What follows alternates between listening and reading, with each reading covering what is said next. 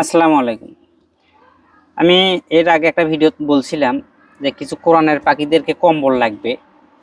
এই সেই কোরআনের পাখিরা, বিষয় হচ্ছে তারা আমাকে বলছিল যেহেতু শীত পড়ে গেছে গ্রামে, তাদের কম্বলের প্রয়োজন। তাদের কাছে কি চাইছিলে? কম্বল।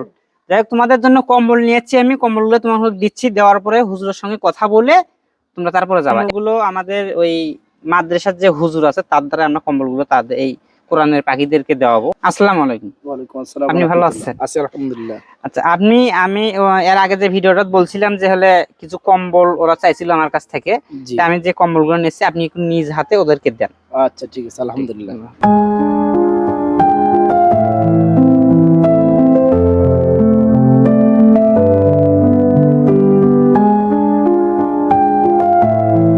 আর এখানে হচ্ছে যে বিষয়টা আমি এর আগের ভিডিওতে বলছি, এখানে একটা ইতিম বাচ্চা আছে।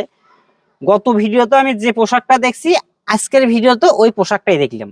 এর হচ্ছে এখন বেশি প্রয়োজন একটা জুব্বা, যে জুব্বাটা পরে সবসময়, জুব্বা সেট, পায়জামা আর জুব্বা, যেটা জুব্বা সেট বলা হয়। এই জুব্বাটা পরে যে সবসময় আল্লাহর কালাম পড়বে। কোনো ব্যক্তি যদি এই জুব্বাটার ব্যবস্থা করে দিতে পারেন আমাদের সঙ্গে যোগাযোগ করতে পারেন, আর না হলে সাকোয়া মৌলভীবাজার আব্দুর রহিম হাফিজিয়া মাদ্রাসা, আপনারা সেখানেও যোগাযোগ করতে পারবেন। এই বাচ্চাটার মুখের দিকে দেখে একটা জুব্বার ব্যবস্থা করে দিতে পারেন। আচ্ছা, তোমাকে যদি কেউ একটা জুব্বা বানিয়ে দেয় বা একটা সুইটার দেয় শীতের কাপড়, তুমি কি নিবা? নিবা? তাহলে তুমি খুশি হবা?